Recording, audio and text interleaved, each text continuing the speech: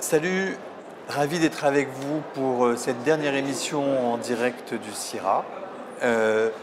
Pour la dernière, je suis ravi de recevoir un chef que j'aime beaucoup qui s'appelle Éric Jambon, qui est un chef généreux. Je ne vais pas le présenter trop avant parce qu'on aura bientôt une émission spécifique sur lui, sur Bruit de table. Mais je voulais le recevoir là parce qu'il a une actualité particulière. Je voulais le recevoir aussi parce qu'on est à Lyon et que c'est un chef qui est originaire de Lyon. Oui. Bonjour Eric. Bonjour Jean-Marc. Et surtout, encore plus dans l'actualité, parce que je suis né à l'Hôtel Dieu. Ah, Et l'Hôtel Dieu, avec toutes les transformations gastronomiques, culinaires qui ont lieu en ce moment, c'est vraiment un clin d'œil intéressant. D'accord. Donc tu vas nous parler de la matésine. Oui. Alors qu'est-ce que c'est que la matésine? C'est un médicament, c'est une liqueur? Oui, c'est un plateau, c'est une région, c'est une Madeleine de Proust, c'est un retour à l'enfance, c'est tout ça en même temps. Qu'est-ce que tu y as fait dans ton enfance? J'y ai fait plein de choses, j'y ai fait des jolies vacances d'été au soleil, à la montagne, un peu petit, et puis quand on est petit, on aime juste et on profite juste du moment et de l'instant présent.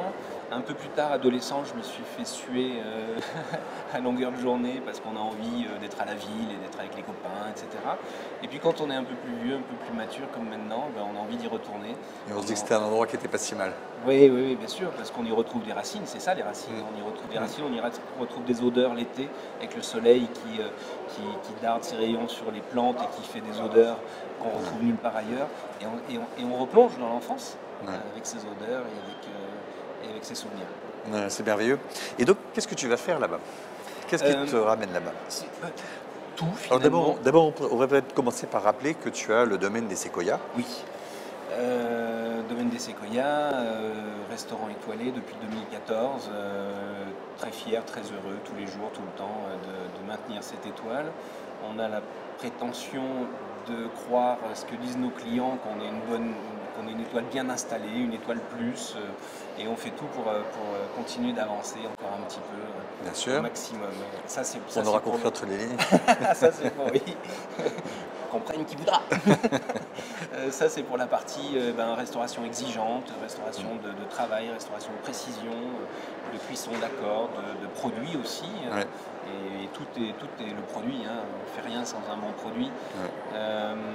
Donc ça c'est pour ici à côté de Lyon. Même au domaine, tu accordes une importance particulière à la nature aussi. Ah, c'est pas une importance, tout est nature. Ouais. Tout est nature, on est connecté à la nature, on doit se reconnecter à la nature, c'est une évidence, il n'y a pas d'autre choix que de se reconnecter à la nature. Le seul résultat de cette reconnexion à la nature, c'est évidemment ce que les Asiatiques ont compris et ont défini, ils ont mis un mot là-dessus qui s'appelle umami, et qui est mal traduit dans notre langage, se traduit par savoureux, ce qui veut rien dire. C'est pas que savoureux umami, c'est plus quand on a mangé un abricot extraordinaire en plein été, qu'il est encore tiède et qu'il n'est pas parfaitement à maturité, on fait oh pétard. C'est plus ça umami, c'est le haut pétard. Et oui, reconnecter à la nature, reconnecter donc forcément aux producteurs locaux, ça devient une évidence au bout d'un moment quand on est sur le produit. Ça ne peut pas être transporté longtemps par des camions, ça ne peut pas passer des jours dans des chambres froides, ça ne peut pas faire tout ça. Le légume le plus emblématique, c'est la tomate aussi.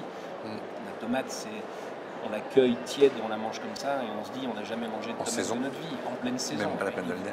Évidemment, même pas la peine de le dire, mais forcément en pleine saison. Et j'ai même, avec une amie qui fait de la bioénergie, appris quelque chose d'extraordinaire, c'est qu'il fallait demander à ce que la tomate tombe. Et j'ai vécu ce moment incroyable où je suis allé dans son champ où elle avait des tomates et j'ai commencé à tirer sur les tomates. Elle me dit non, demande. Je dis qu'est-ce que tu dis? Non, demande. J'ai fait ça et j'ai pensé et la tomate est tombée. Et j'ai eu les poils du dos qui sont hérissés. Et je me dis, qu'est-ce qui se passe, tu vois, qu'est-ce qui se passe? Donc oui, la connexion à la nature, elle est évidente, fondamentale, fondatrice. On peut rien faire sans ça. Et alors donc, aujourd'hui, ton actualité, c'est que tu retournes à la matésine. Je suis un vieux et j'ai besoin d'atavisme et de retour aux sources. Donc on retourne à Matésine. avec un petit bonheur qui s'est concrétisé par un gîte où on a mis plein d'amour dedans. Voilà, on a refait une vieille maison qui date de 1838 et qui est très jolie, qui est pleine de bonnes énergies. Il y a 2 ruisseaux, on est juste à la confluence, donc ça draine plein d'énergie négative et ça laisse des énergies qui viennent de la montagne. et qui viennent de la montagne et on y est très très bien.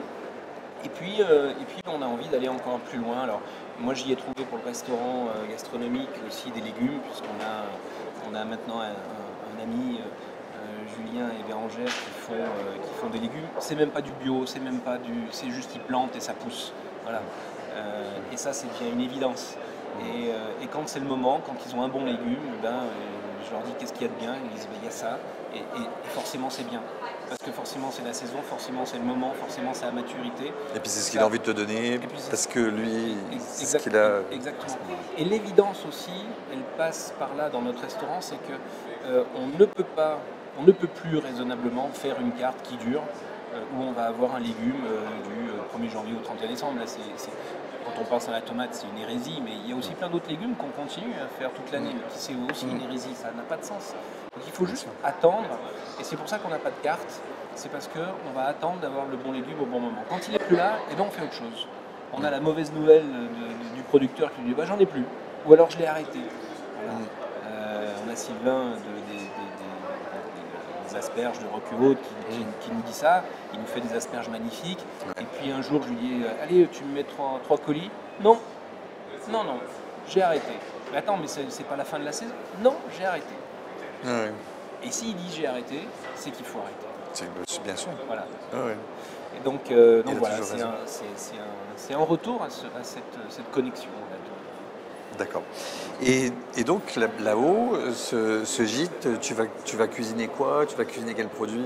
Alors là-haut, justement, c'est peut-être une petite frustration, c'est qu'on ne cuisine pas. C'est-à-dire qu'on laisse la maison aux gens et ils viennent toute une semaine. Il y a une très belle cuisine, forcément, bien équipée. On n'a pas pu laisser ça avec 3 ustensiles, donc c'est très bien équipé. Tout est très bien équipé. Il y a un cinéma, il y a un centre de remise en forme, il y a un spa, etc. Donc c'est très confort, en pleine nature, assez sauvage. On a juste à côté une petite chèvrerie qui nous fait du fromage à 500 mètres. Mais on ne va pas cuisiner et du coup, je comprends ta question.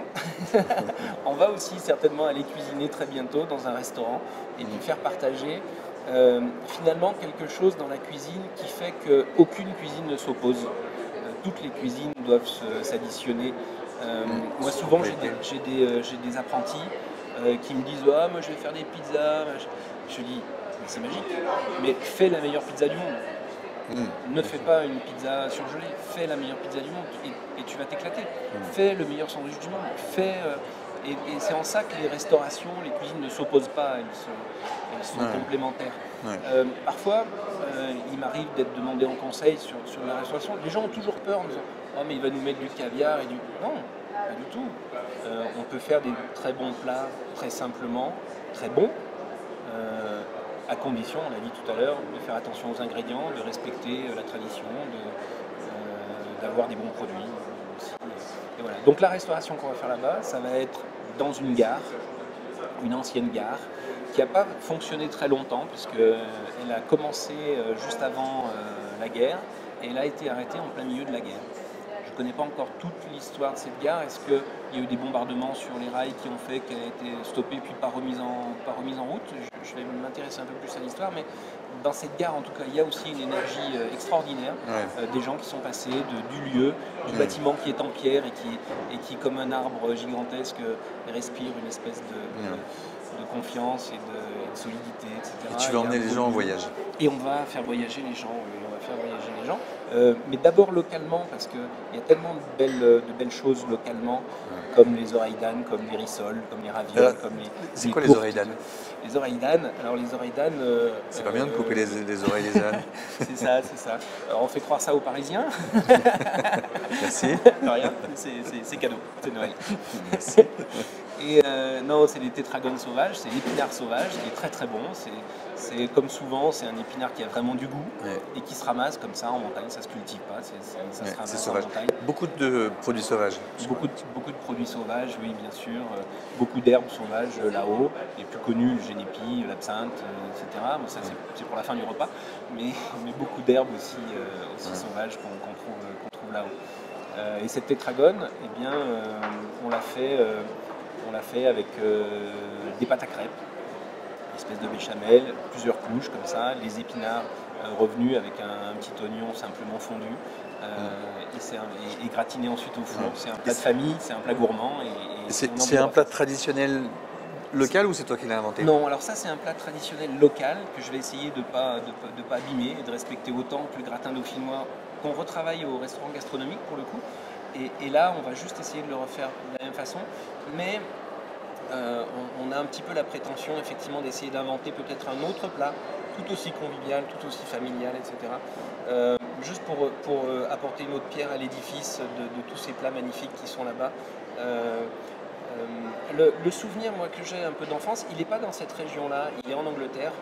Et j'ai passé beaucoup de temps en Angleterre quand j'étais jeune et on était dans les pubs et après quelques bières, on avait forcément un peu faim et puis envie d'éponger et on commandait un chicken pie. Et le chicken pie anglais, quand il arrivait, il était un peu fumant. Il y avait cette farce à base de poulet, une petite sauce, une petite gravy sauce un peu liquide. Dès qu'on coupait une tranche de ce pie, de cette tourte anglaise là, et j'ai ces souvenirs là et j'ai envie de réinventer quelque chose. C'est pas fait encore. Il va falloir que je m'entraîne, que je trouve quelque chose, qu'on trouve peut-être un nom aussi qui soit un peu terroir et envie comme ça de faire une espèce de quelque chose. On n'a pas la prétention d'en faire un gratin dauphinois, ni une tourte, ni une flamme cuche. Mais une cuisine métissée. Alors pour ce plat, non, une cuisine vraiment, vraiment locale avec des ingrédients locaux, etc. Mais par contre, effectivement... Mais tu seras quand même allé chercher d'influence anglaise ou... Oui, mais l'influence anglaise, elle est dans la mémoire. C'est envie de faire aussi bien qu'un chicken pie. On va refaire un chicken pie. Mais effectivement, comme le lieu est un lieu inspirant du voyage, c'est une gare, tout de suite on pense au voyage, tout de suite on pense à où on est parti. Et dans ce lieu aussi, on ne va pas se restreindre à des plats que locaux. On va essayer de faire aussi des bonnes pâtes, faire aussi un bon burger, faire aussi la cuisine des voyages, vraiment de la world food, sans trop s'éloigner non plus, en restant dans des choses qu'on connaît, mais surtout faire bon, parce que beaucoup de gens font simple et malheureusement prennent des mauvais produits. Nous on veut faire simple mais avec des bons produits et des bonnes recettes, umami, des recettes savoureuses. Et c'est ce qu'on a vraiment envie de faire, c'est parce que le wow, c'est pas forcément du caviar et du homard. Le wow, c'est l'umami, c'est aussi l'abricot en été. Donc on a envie de refaire ça, de retrouver ça. Donc seront bannis bien sûr les industriels et les produits industriels. Et on va avoir la prétention de faire aussi bien que les grands-mères là-bas. D'accord. Les légumes, donc tu vas aller les prendre chez ton... Oui, alors les légumes, bien sûr, c'est une carte qui va être un peu constante. On ne va pas non plus réinventer tous les jours, sauf chaque jour mettre en avant un plat du monde. Mais les légumes, bien sûr, le jour où les potimarrons de Julien seront prêts, on fera une petite soupe de potimarron. Le jour où tel légume sera à maturité, on fera aussi ce légume-là. J'ai aussi envie dans ce restaurant de faire quelque chose d'un peu social. C'est pas présomptueux ce que je dis quand je dis social, c'est juste aussi, c'est dans le sens accessible. J'ai envie qu'il y ait 2 plats à 2 euros. J'ai envie de faire un œuf mimosa à 2 euros et j'ai envie de faire une soupe du jour à 2 euros. D'abord parce que moi, je ne correspond pas forcément à ta clientèle là-bas. Oh, si, mais juste aux habitudes. Moi, quand je suis là-bas, je bricole. Je suis en bleu de travail, je bricole, je fais un bout de jardin, c'est un bonheur. Et il y a plein de gens qui sont comme ça aussi là-bas. Il y a aussi des ouvriers qui font plein de choses. Et tous ces gens-là, à midi, ils n'ont pas énormément de temps, ils n'ont pas énormément de sous à y mettre parce que c'est pas forcément agréable. Enfin, c'est pas que c'est pas agréable, ça peut devenir agréable, mais c'est juste un moment à passer. On fait une pause, on se repose, etc. Puis après, on retourne au boulot. Mais on n'a pas forcément envie de dépenser trop de sous et j'ai bien envie de faire ces 2 plats un petit peu gourmands et pas très chers pour que ça soit accessible à tous. J'ai vraiment envie que ça soit un lieu de vie, j'ai pas envie que ça soit le plat chicos ou c'est pas que je veux faire quelque chose qu'on n'a pas aujourd'hui, c'est juste que je veux réussir à faire aussi bien, aussi bon qu'on essaye de faire aujourd'hui, mais dans un cadre très accessible, très quotidien, très à portée de tout le monde, très... voilà. Parce que c'est la façon de vivre aussi là-bas. Avec une ambition de faire un lieu de rencontre aussi? Ah oui, un lieu de rencontre, mais une gare, c'est un lieu de rencontre. Donc j'ai pas grand-chose. C'est Macron qui disait que c'est ceux qui ont réussi et ceux qui ne sont rien. Tu es prêt à accueillir ceux qui ne sont rien? Oui, j'irai pas sur ce terrain-là. Sachant que personne n'est rien, évidemment. Mais non, mais c'est ça. Mais ce qui est fantastique là-bas, c'est que, encore une fois, moi, quand j'arrive, je mets mon bleu, il y a un peu de peinture dessus, il y a un peu de mastic, il y a un peu de... Je mets un vieux pull, et on est tous comme ça, on se retrouve tous comme ça. Ouais. Il y a des gens importants, il y a des gens qui pour revenir sur ce sujet-là, peut-être le sont moins, mais on s'en fout. Parce qu'en fait, là, tout le monde est important. Mais oui, parce que là-bas, ils sont tous importants. C'est comme à l'armée, c'est exactement pareil. Tout le monde est important à l'armée. Ouais. Et il n'y a pas ces écarts, ces différences, ou ces castes. Et à la montagne, je ne sais pas si je le vois comme ça, parce que je le vois peut-être d'un petit peu loin, mais je suis convaincu qu'il y a cette espèce d'horizontalité sur tous les gens et tous les hommes, les femmes bien sûr, où on se retrouve tous, et il n'y a plus assez accords d'endroits où on se retrouve tous. Et je crois qu'il faut qu'on remette ces codes-là de on se retrouve tous, que ce soit autour d'un bon verre, autour d'un bon vin, autour d'un bon petit plat, autour de l'heure de la pause, autour du soir où finalement on vient un petit peu en famille. Il y a tout ça qu'il faut réussir à refédérer. On va avoir une terrasse magnifique, juste parce qu'elle est pleine de je sais pas quoi, d'énergie. On va avoir cet endroit, ce lieu qui est un lieu de vie, de voyage. Et je suis sûr qu'il y a tous les ingrédients pour ça, pour la vie. Ouais, et pour que tout le monde puisse partir et voyager avec toi. Oui. Bon, bah, écoute, je te souhaite beaucoup de réussite là-dedans. Je te remercie d'être venu. Merci à tous de nous avoir suivis. Et on est très content d'avoir passé cette semaine avec vous au CIRA, d'avoir pu vous emmener dans cette édition du CIRA qui est particulièrement réussie. Il y a eu beaucoup de monde, on a eu beaucoup de visites, beaucoup de belles personnes, beaucoup de belles rencontres. J'en suis ravi. Et évidemment, on se retrouve très bientôt pour un live Brut de Table où on sera revenu à Paris. Merci à tous. Salut.